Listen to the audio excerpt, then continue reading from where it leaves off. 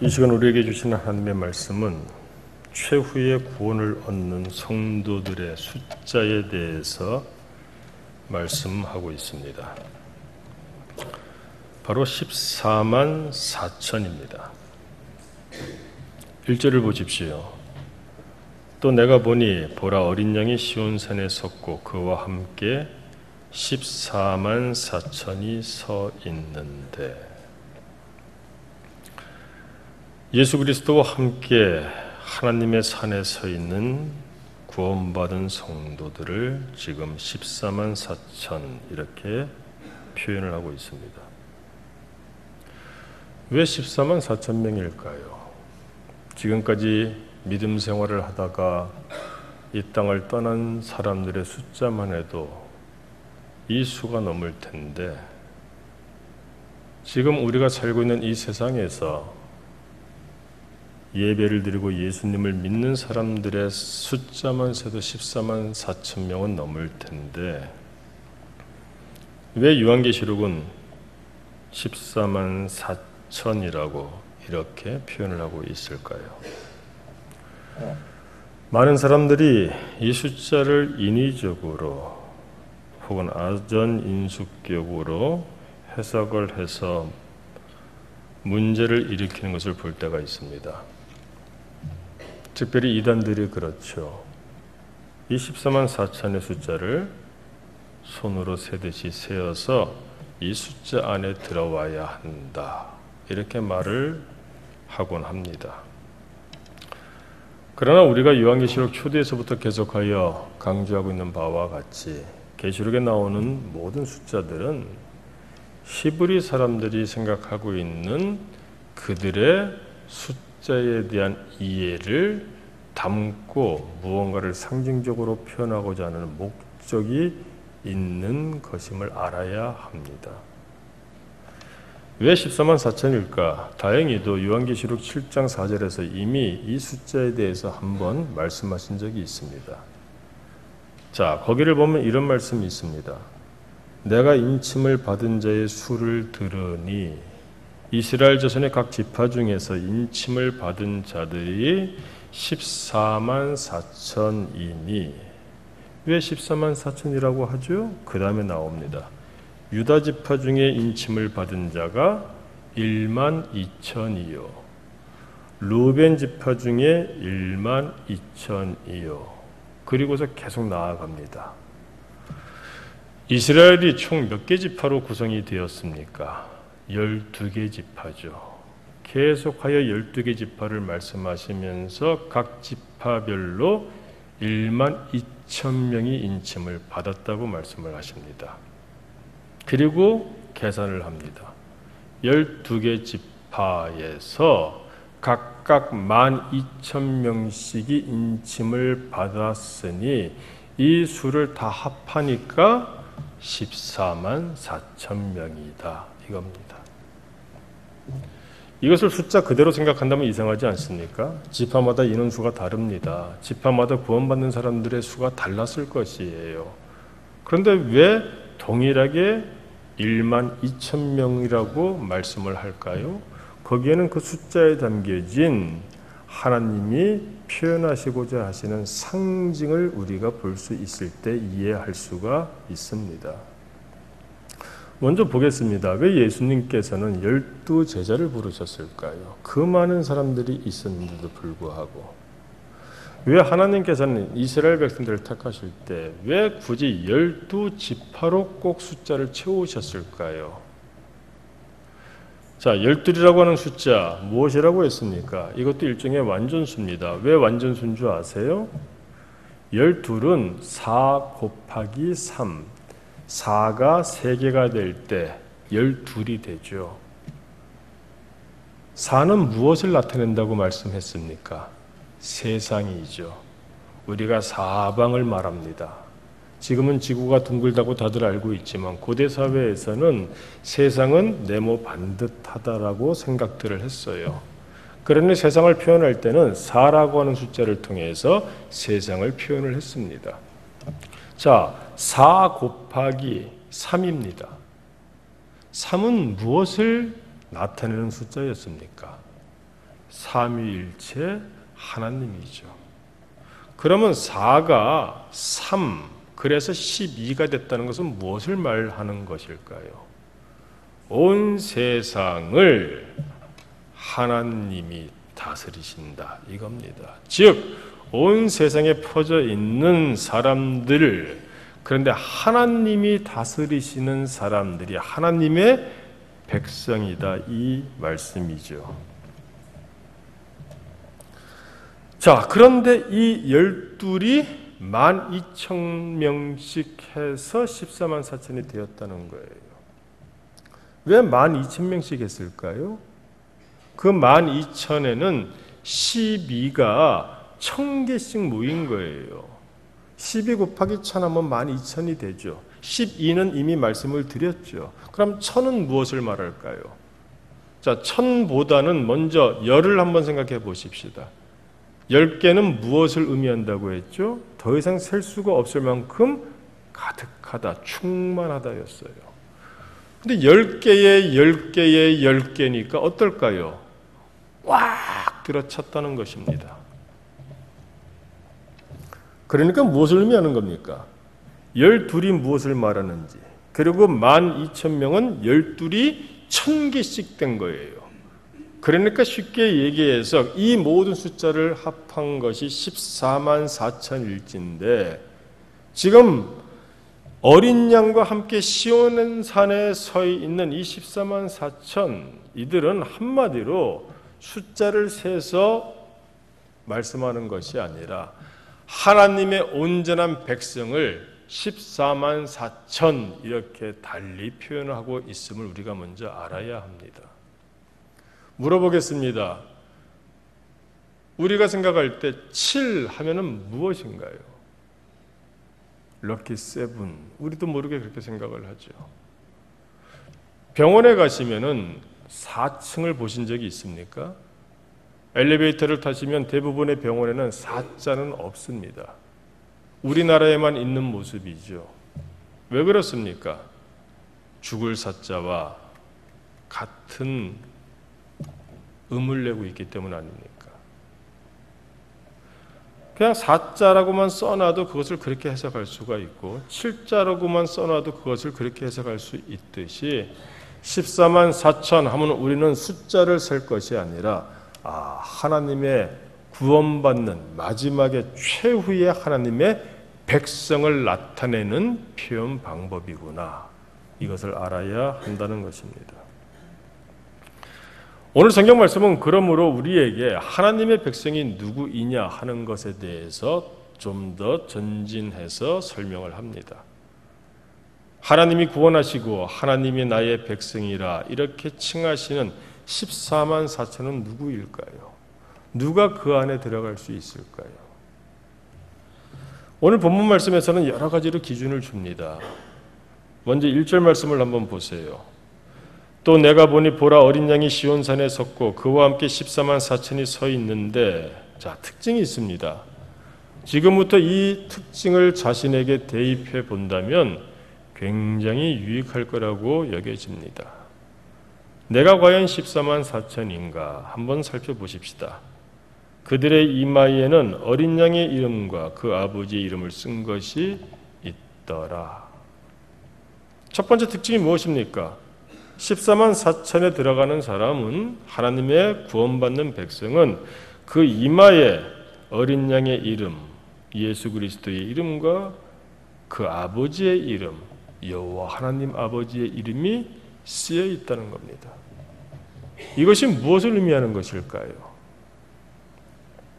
우리가 영화를 보게 되면은 말이나 소, 양을 이것은 내 것이다 라고 그렇게 할 때 뜨거운 불에다가 쇠를 녹여서 자기 이름을 적어서 그 소나 말과 양의 엉덩이에다가 콱 찍는 것을 보신 적이 있으시죠?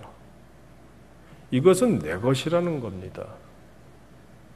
여러분, 우리 이마에 무엇인가 정말로 쓰느냐 그런 의미가 아니라 너는 내 것이라, 즉 우리가 하나님의 소유된 성도임을 특징할 수 있느냐? 이것이 바로 14만 4천에 들어갈 수 있는 첫 번째 조건이라는 거예요. 오늘 대조적으로 9절 말씀을 보면 정반대의 사람들도 있습니다. 짐승과 그의 우상에게 경배하고 이마에나 손에 표를 받으면, 우리가 지난 주일 13장에서 이미 살펴보았었죠. 용이 하늘에서 쫓겨났습니다. 그래서 성도들을 미혹하고 고통 가운데 처하기 위하여 바다에서 짐승 하나를 불러 올렸습니다. 그리고 그 짐승을 돕기 위하여 또 땅에서 짐승 하나가 또 올라왔습니다. 그 짐승들이 어떻게 합니까? 그 짐승을 따르는 자들의 그 오른손이나 이마에 표를 받게 하였어요. 그 표가 무엇이었습니까? 숫자였습니다. 숫자가 뭐였습니까? 666이었어요. 이 666이라고 하는 숫자를 가지고 참 많이 괴기스럽게, 특히 영화나 소설 이런 데서 사용하는 것을 보는데, 우리는 분명히 알아야 됩니다. 666의 그 특징은 단 한 가지입니다. 하나님이 아닌데 하느님처럼 하려고 하는 것이 666이에요. 이것이 짐승의 숫자이고 사람의 수라고 우리가 지난주에 말씀 받았던 13장 17절 18절 말씀에 나타나지 않습니까? 666 자꾸 초자연적으로 생각할 것이 아닙니다. 6이라고 하는 숫자는 무엇을 나타내죠? 7이 완전수인데 7보다 모자랍니다. 그러니까 모자람을 나타내는 거예요. 그런데 6이 3개입니다. 모자란데 어떻습니까? 누구를 흉내냅니까? 하나님의 수를 흉내내고 있어요. 이것은 꼭 우리가 생각하는 마귀 악령들만 얘기할 것이 아닙니다. 그와 같은 속성들이 어디에서부터 시작하나요? 내 안에서부터 시작합니다. 우리는 계시록 말씀을 받을 때 세상을 생각할 수도 있고 하나님의 나라를 크게 생각할 수도 있습니다만, 가장 먼저 생각해야 될 것은 말씀을 통하여 나를 비추어 볼 수 있는 그 첫 출발을 잊어서는 안 됩니다. 지금 9절 말씀을 보니까 짐승과 그의 우상에게 경배하고 이마에나 손에 표를 받은 자들이 있다는 거예요. 이 사람들의 삶의 특징은 무엇입니까? 하나님을 대적합니다. 고의적으로 대적하지 않는다고 할지라도 하나님을 거역합니다. 말씀에 불순종합니다. 왜 그렇습니까? 6이니까 그렇죠. 자기가 모자란 존재인데도 불구하고 자기가 하나님처럼 하려고 주인이 되는 삶. 사실 신앙생활을 한다 할지라도 그렇게 살아가는 모습들이 나에게 얼마나 많은지 그걸 부정하거나 부인할 수가 없죠. 그러므로 우리가 더욱더 믿음 안에서, 말씀 안에서 내 자신을 성찰하고 끊임없이 자신을 돌아보며 살아야 되는 이유가 바로 여기에 있는 것입니다. 이와 같은 짐승, 이와 같은 용의 표시를 받은 세상 사람들. 그런데 하나님의 백성들의 특징은 무엇입니까? 14만 4천이 누구입니까? 이들과는 대조적으로 어린 양 예수 그리스도와 그 아버지의 이름이 이마에 쓰여져 있는 사람입니다. 이마에 쓰여져 있다는 것은 무엇을 의미하나요? 지금 제 얼굴을 보실 때 가장 잘 보이는 곳이 어디일까요? 제가 무엇인가 제 얼굴이나 제 몸에 쓴다면 여러분들 어디에 쓸 때 가장 잘 보실 수 있으시겠어요? 이마 아닙니까? 내 삶을 통하여 사람들이 볼 수 있는 부분들을 말합니다. 이것은 감추어지는 것이 아니에요. 드러나는 것입니다.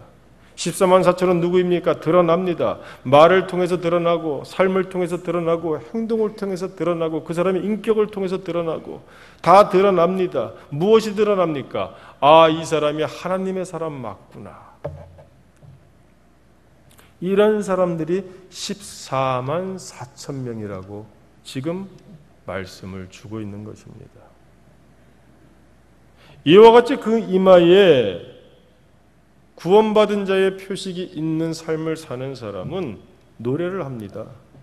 2절과 3절을 보십시오. 특별히 3절 말씀을 보면은 새 노래를 부른다고 되어 있습니다. 어디서 부릅니까? 그들의 보좌 앞과 내 생물과 장로들 앞에서.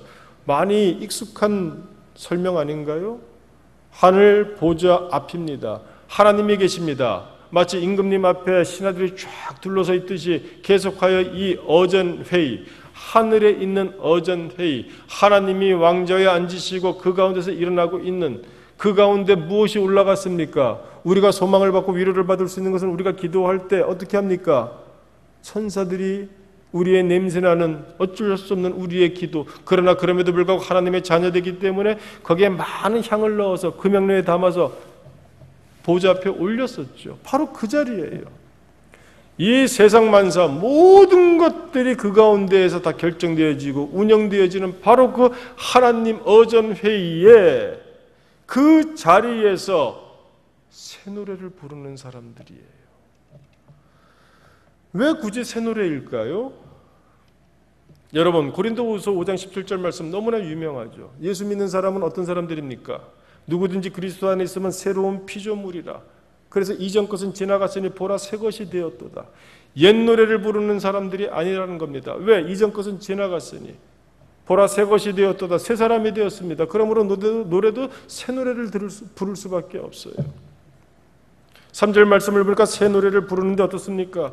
14만 4천 밖에는 능히 이 노래를 배울 자가 없더라. 이것은 배울 수가 없어요. 왜 그렇습니까? 이것은 그 심령에 예수 그리스도가 들어오기 전에는 알 수가 없는 것입니다. 예수 그리스도의 보혈이 내 안에 들어오기 전에는 알 수가 없는 거예요. 사랑하는 성도 여러분, 우리가 믿음 생활하고 신앙 생활하고 교회 생활하고 예수를 믿는다고 하는데 그 예수님이 내 안에 들어와 계시나요? 그래서 그 체험이 있습니까? 그 체험이 있는 것과 없는 것, 이것은 하늘과 땅 차이입니다. 왜 예수를 믿는데 새 노래를 부르기가 힘든가요? 이것은 배우지를 못했기 때문입니다. 오늘 우리가 찬양대가 찬양을 하였습니다. 굉장히 듣기 좋은 성가였어요. 하지만 우리가 듣기는 좋아도 부르지는 못해요. 왜 그렇습니까? 이들만이 배웠기 때문이에요. 새 노래를 하나님 앞에서 부르고 싶습니다. 그러면 예수님을 만나야 됩니다. 예수님을 만나서 그의 인격과 그의 삶과 그의 가르침을 우리가 배워야 되는 것이에요. 현대 한국교회 많은 교인들이 교회 생활을 어떻게 합니까? 그런 교회 생활을 통하여 그가 무엇을 배울 수 있을까요? 하나님의 말씀이 있습니까? 기도가 있습니까? 가르침이 있습니까? 오로지 666밖에 없죠. 부족한 나임에도 불구하고 내가 하나님인 양, 주인인 양 살아갑니다. 새 노래를 배워야 합니다. 새 노래를 배워야지만 부를 수 있습니다. 이것이 바로 믿음 생활이고 교회 생활입니다. 그런 새 노래를 부르는 자들이 있을 때 이 하나님 보좌 앞에서 그 어전 회의 앞에서 놀라운 찬양이 울려난다는 것이에요. 그것을 감당하는 자들이 바로 14만 4천이라는 겁니다.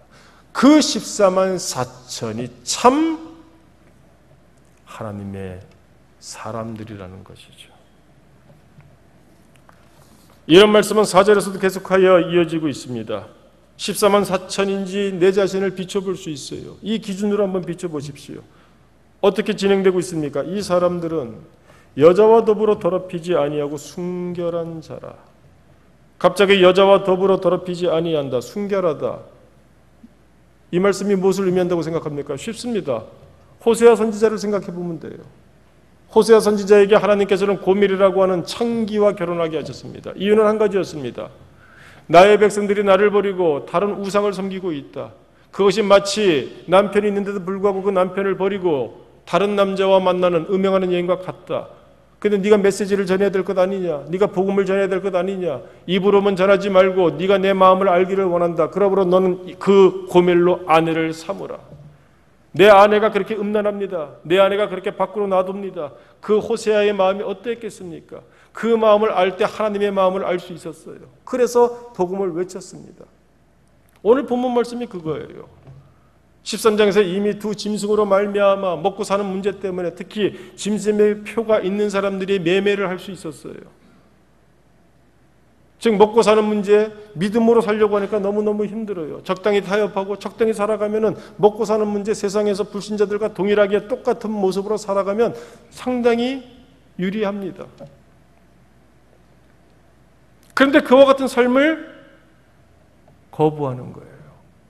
내가 삶이 힘들다고 할지라도 나는 믿음으로 살겠습니다. 내가 손해를 볼지라도 나는 믿음으로 살겠습니다.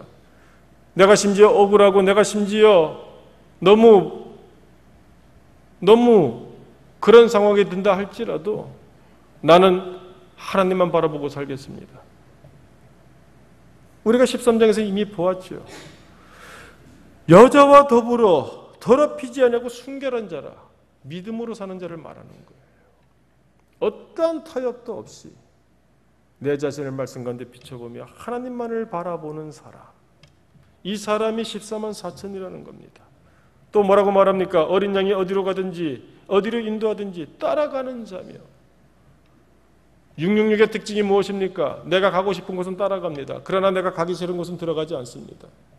내게 유익하면 그 말을 듣습니다. 그러나 내가 손해가 되고 내가 힘이 들고 내가 부담이 되고 내 취향에 맞지 아니하고 내 생각과 다르면 예수 그리스도께서 가시는 길이라고 손을 내밀어도 가지 않는 사람이 바로 그런 사람들입니다.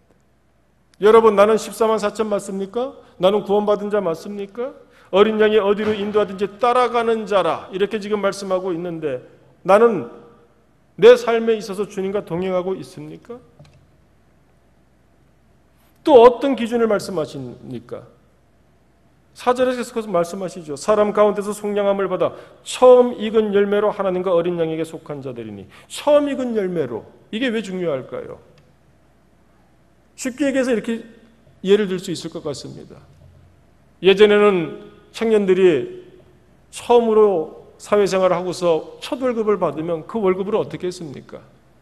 어떤 이는 그 첫 월급을 온전히 첫 열매로 하나님께 드렸어요. 그때 그 마음이 어떤 마음이에요? 어떤 이는 그 첫 월급으로 주의 종의 네일을 사서 가져왔습니다.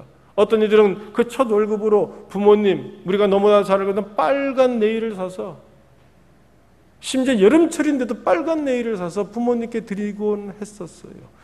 문제는 그 마음이 뭐냐는 겁니다. 첫 열매에 대한 그 마음, 가장 좋은 것, 가장 귀한 것, 하나님 앞에 그와 같은 사람임을 보여주는 것이죠. 하나님 앞에 그와 같은 것들을 드리는, 그래서 하나님은 첫 소산, 심지어 사람도 장자를 중요시 여겼지 않습니까? 5절에는 뭐라고 말씀합니까? 그 입에 거짓말이 없고 흠이 없는 자들이더라. 여기에 대해서는 제가 따로 설명을 안 드려도 다 이해하실 줄로 여겨집니다. 이게 바로 기준이에요. 내가 예수 믿으니까 나는 구원받습니다, 이렇게 말하는 것은 굉장히 위험합니다. 구원의 기준은 하나님이 세우시는 것입니다. 내가 예수를 믿는다고 한들 하나님이 인정하지 아니하시면, 예수님께서 말씀하셨습니다. 나더러 주여 주여 하는 자마다 다 구원을 받는 것이 아니라, 오늘 이 말씀들을 볼 때 14만 4천이 무엇인지 분명히 그 개념을 잡았다면 그 14만 4천의 조건, 기준을 열거하고 계시는데, 이런 열거의 나를 비춰볼 수 있는 지혜와 믿음 있는 우리 모두가 될 수 있기를 축원합니다. 그리할 때 드디어 새 하늘과 새 땅이 열리게 되는 것입니다. 한마디로 14만 4천은 믿음의 정죄를 지킴으로 구원을 받은 참 하나님의 마지막 그 사람들을 표현하는 방법입니다. 그런데 궁금합니다. 하나님께서는 왜 우리에게 지금 이와 같은 말씀을 주고 계실까요? 왜 하나님은 굳이 14만 4천 그 숫자를 세고 계실까요? 왜 우리에게 지금 이 말씀을 주고 계실까요? 그 이유는 간단해요. 오늘 본문 말씀 가운데 14절부터 16절 말씀을 보십시오. 자, 또 내가 보니 흰 구름이 있습니다. 그 구름 위에 인자와 같은 이가 앉으셨는데, 이것이 무슨 신선 노름받듯이 보일 수도 있겠는데 그게 아닙니다. 이 히브리 사람들에게 있어서 이 구름이라고 하는 것은 하나님의 그 어떤 영광을 나타내요. 구름을 타고 오시고 또 구름 가운데 임재하시고 하나님의 영광을 의미합니다. 하나님의 그 보좌, 왕의 자리, 황제의 자리와 같이 그 보좌를 의미하는 것이에요. 누가 앉아 있습니까? 인자와 같으니. 여기에 대해서는 굉장히 어려운 얘기입니다만 그냥 쉽게 한마디로 말하면 결국 예수님이에요. 다니엘서에서 벌써 이 인자와 같은 이 부분에 대해서 예언을 했었습니다. 그런데 그가 앉으셨는데 어떻습니까? 금면류관이 있고 머리에 면류관을 썼어요. 금으로 만든 면류관을 썼습니다. 다 상징입니다. 부활 승천하셔서 이기신, 최후의 승리하신 예수님을 이렇게 표현하는 거예요. 그런데 특징이 있습니다. 그 손에는 예리한 낫을 가졌더라. 왜 그렇습니까? 어떤 천사가 외칩니다. 15절 말씀 뒷부분 보세요. 이르되 당신의 낫을 휘둘러 거두소서. 왜 그렇습니까? 땅의 곡식이 다 익어 거둘 때가 이르렀음이니이다. 이 땅의 곡식이 다 익었습니다. 누굽니까? 알곡입니다. 누굽니까? 14만 4천이에요.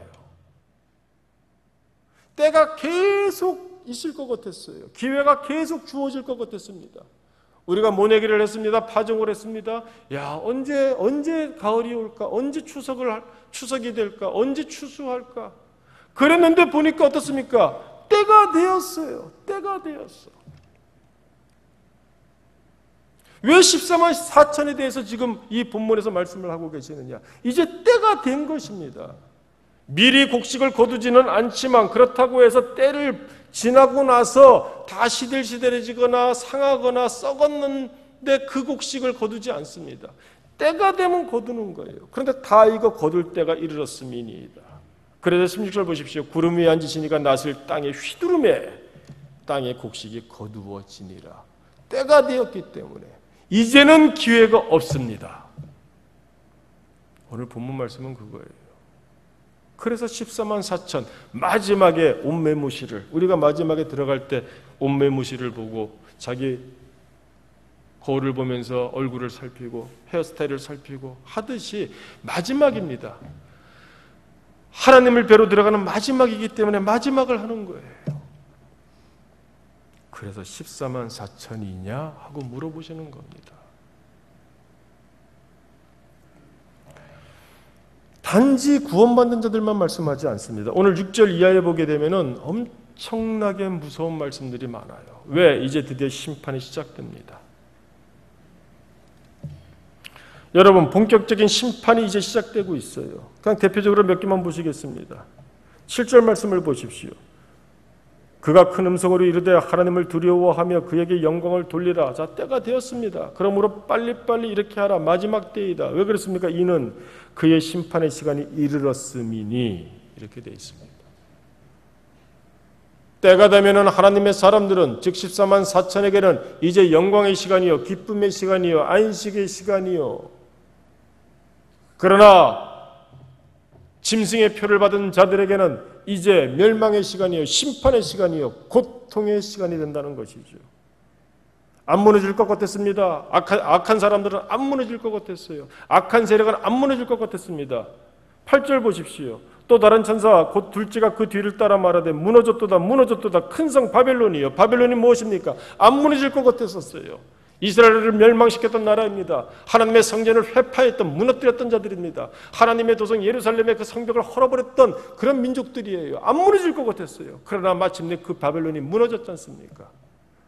바벨론은 하나님을 대적하는 자들을 의미하는 거예요. 용과 두 짐승과 그를 추종하는 그 사람들을 의미하는 겁니다. 그런데 그들이 무너져 내리기 시작합니다. 10절 말씀 보십시오. 하나님의 진노의 포도주를 마시리니, 진노의 포도주를 마십니다. 진노의 포도주의 특징이 무엇입니까? 색깔이 어때요? 붉지 않습니까? 자기 피를 마시는 일이 있을 것입니다. 자기가 사랑하는 사람들의 피를 마시는 일이 있을 것입니다. 자기 자식들의 피를 마시는 일이 있을 것입니다. 끔찍하지 않습니까? 어마무시한 지금 심판에 대해서 상징적으로 표현하고 있는 거예요. 이것이 얼마나 극심한지 그 진노 전에 다른 섞인 것이 없어요. 섞인 것이 없이 부은 포도주라. 너무 진하면 좀 섞지 않습니까? 물을 섞기도 하고 하는데 이거는 끔찍한 정도가 절정에 달하는 고통, 그 심판이 있다는 것을 의미하는 것이죠. 여러분 10절 하반절도 보십시오. 어린 양 앞에서 불과 유황으로 고난을 받으리니, 불과 유황 하니까 갑자기 떠올리는 게 뭡니까? 특히 11절 말씀으로 연결해서 보세요. 그 고난의 연기가 올라옵니다. 그 연기가 새스토록 올라가리로다. 불과 유황으로 심판받았던 그 도성이 어디예요? 소돔 아닙니까? 그때 아브라함이 멀리서 그 소돔성을 바라봤습니다. 그때 어떻게 창세기 기록되어지고 있어요? 옹기점 그런 연기가 멀리서 올라오고 있었더라. 지금 그것을 우리에게 연상케 해요. 소돔처럼 멸망시키시겠다는 겁니다. 여러분 17절 이하의 말씀을 보세요. 우리 예수님께서 추수하신 후에 또 다른 천사가 나옵니다. 그런데 이 천사가 성전에서 나옵니다. 그런데 역시 예리한 낫을 가지고 있어요. 그런데 이번에는 추수합니다. 그런데 다른 추수예요. 18절 말씀부터 보십시오.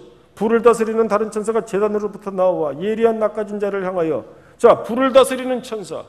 근데 제단으로부터 나왔어요. 제단에 무엇이 있습니까? 불이 있죠. 지금 심판의 이미지를 최대한 사용하고 있어요. 예리한 낫을 가진 자를 향하여 큰 음성으로 불러 말합니다. 뭐라고 말합니까? 네 예리한 낫을 휘둘러 땅에 포도송이를 거두라. 그 포도가 익었느니라 하더라. 예수님께서 지금 낫을 휘두르실 때는 무엇을 거두셨습니까? 곡식을 거두셨어요. 알곡을 거두셨어요. 그런데 이번에는 천사가 똑같이 예리한 낫을 휘두르는데 이번에는 무엇을 거둡니까? 포도송이를 거두고 있어요. 왜? 포도가 익었기 때문에. 보통 성경에서는 포도 하면은 좋은 의미로 사용합니다. 그런데 여기서는 아니에요. 왜 그렇습니까? 아까 우리가 포도주를 생각해 보았습니다. 포도주가 무엇으로 만드나요? 포도로 만들지 않습니까? 왜? 피 색깔하고 똑같잖아요. 여러분, 거머리를 아시죠? 요즘 젊은 분들은 거머리를 모르는데 어렸을 때 겨울에서 멱을 감다 보면 몸에 거머리가 달라붙어요. 그런데 그냥 내버려두면 피를 빨아먹어서 거머리가 갑자기 통통해져요. 그렇지 않습니까? 저는 여기서 이 포도가 그것이 연상이 돼요. 피를 쫙 빨아먹어서 더 이상 빨아먹을 수 없을 만큼 그렇게 통통해진, 누르면은 그냥 피가 쭉 나올 것 같은 통통하게 부은 포도 잘 익으면 어떻습니까? 통통하잖아요. 그런데 그 안에 피가 가득 머물러 있다는 거예요. 머금고 있다는 거예요. 그 포도가 익었느니라. 죄가 가득합니다. 더 이상 찰 수 없을 만큼 죄의 대가로서 흘릴 피가 가득합니다. 천사가 그래서 이제 때가 되었으므로 예리한 낫을 휘둘러 그 포도송이를 거두었다는 거예요. 거두어서 어떡합니까? 19절 보세요. 천사가 낫을 휘둘러 땅에 포도를 거두어 어디다가 던집니까? 하나님이 진노의 큰 포도주 틀에 던지며. 저는 포도주를 담가본 적이 없어서 모르겠습니다만은 제가 본 어떤 영상을 보니까 큰 틀에다가 포도들을 막 부어놓고 막 가서 밟는 것을 본 적이 있어요. 아마 그런 것이 아닐까 싶습니다. 20절 보니까 성 밖에서 그 틀이 밟히니 맞는 것 같아요. 그런데 끔찍한 표현을 합니다. 아니, 포도송이를 놓고 밟는데 하나님이 진리의 큰 틀이기 때문에 어떻습니까? 그 틀에서 뭐가 납니까? 20절 보세요. 그 틀에서 피가 나서. 즉 지금 포도를 이야기하고 있는 이유는 그 포도주, 그 붉은 핏빛을 우리에게 생각하게 하시기 위해서 주시는 말씀입니다. 틀에서 피가 나요. 근데 이 피가 얼마나 철철 흐르고 뿌려지는지 말 굴레까지 닿았고 참 놀라운 이미지를 우리에게 줍니다. 여러분, 말 굴레가 뭔지 아세요? 그냥 쉽게 얘기하면 말 머리에 쓰는 겁니다. 그래서 전쟁에서 전사들이, 마병들이 말을 몰고 가면서 이 말을 어거할 때 쓰는 거예요. 그런데 피가 튑니다. 전사가, 군인이 칼을 들고 창을 들고 적군을 베는데 그 적군의 피가 도륙하는데 그 피가 어디로 튑니까?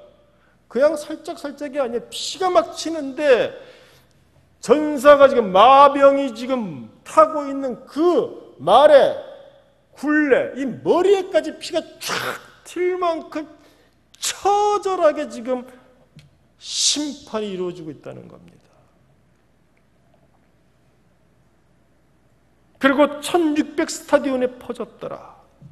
이 스타디온이라고 하는 것은 길이를 재는 단위예요. 그러므로 우리가 이것을 깊이 생각할 필요는 없습니다. 굳이 궁금하시다면 한 190m 정도 되는 그런 단위를 스타디온이라고 말합니다. 그런데 중요한 것은 앞에 얼마입니까? 1600 스타디온이에요. 무엇을 설명하고자 할까요? 1600을 이걸 분해하면은 4 곱하기 4 곱하기 10 곱하기 10이에요. 4가 2개가 있고 10이 2개가 있어요. 이걸 다 곱해버리면 1600이 나옵니다. 지금 피가 튀는 심판이 시작하였습니다. 그런데 그 심판의 범위가 어디까지 퍼졌어요? 1600 스타디온. 근데 4가 무엇을 의미했습니까? 세상이었어요. 10은 무엇을 의미했습니까? 충만한 걸 얘기했어요. 근데 세상을 강조하고 있어요. 두 개를 두 번 얘기하니까 완전한 세상을, 온 세상을 강조하는 거예요. 10도 한 번이 아니에요. 10이니까 뭡니까? 그냥 세상 구석구석이 아니라 빈틈이 없다는 겁니다. 하나님의 심판은 예외가 없다는 거예요. 숨을 곳이 없다는 겁니다. 그것을 지금 이렇게 상징적으로 표현하는 겁니다. 왜 14만 4천을 지금 하나님께서는 계수하고 계십니까? 이게 이제 시작했다는 겁니다. 이 일이 시작됐다는 거예요. 그러므로 네 자신을, 마지막이니까 14만 4천이 누구입니까? 그 조건이 무엇입니까? 기준이 무엇입니까? 말씀으로 1절부터 5절까지 우리에게 보여주시며, 우리가 마지막에 어때요? 옷매무시를 가다듬고 자기를 살피지 않습니까? 거울을 보고 뒷모습도 살피고 하듯이 하나님의 나라에 들어갈 수 있겠는가? 너는 네 이마에 그리스도 예수의 어린 양의 보혈로 인침을 받은 사람 맞는가? 노아의 방주가 문이 닫히기 시작합니다. 우리가 창세기를 보게 되면은 하나님이 닫으셨어요. 하나님이 닫으시면은 열리지 않습니다. 근데 닫으시기 전까지 계속하여 기회가 주어졌습니다. 마지막으로 하나님께서 이제 그 심판의 시간이 이르렀으니 닫으시고 계시는 거예요. 그 가운데 14만 4천인지 우리에게 은혜의 말씀을 주시며 돌아보라고 하시는 겁니다. 말씀을 마치겠습니다.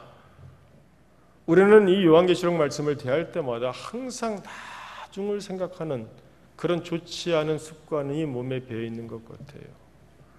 앉아서 먼 미래에 한 3,000년쯤에 한 5,555년쯤에 일어날 그럴 일처럼 마치 미래에 있을 그런 일들을 영화화한 그런 영화를 관람하듯이 말씀을, 계시록을 볼 때가 있습니다.